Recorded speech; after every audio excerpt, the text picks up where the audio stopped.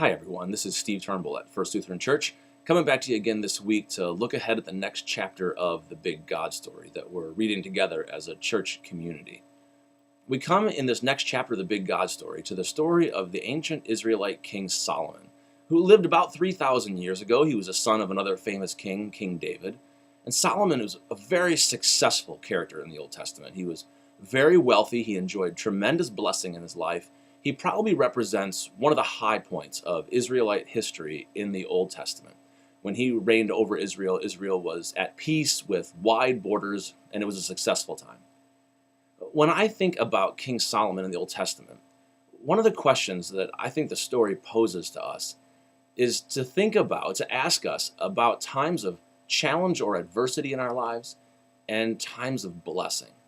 And I think the story of Solomon asks us to question whether or not times of blessing in our lives might be every bit the challenge, and even maybe sometimes every bit the danger in our lives that times of trouble can be.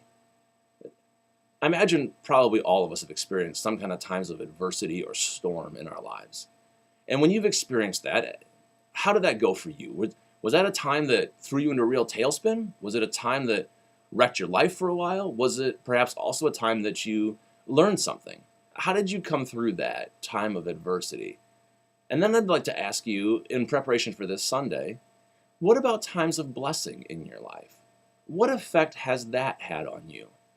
Sometimes times of blessing or times of ease can be real traps for us. We maybe start to get a little bit greedy with our blessings, or selfish about them, or complacent in some way. The times of blessing also can be real opportunities. They are blessings, after all. Opportunities to serve God, to love our neighbors, to grow in generosity. But I think it's strange though it may seem, I think that times of blessing may be a bigger trap or a bigger challenge for us than times of adversity.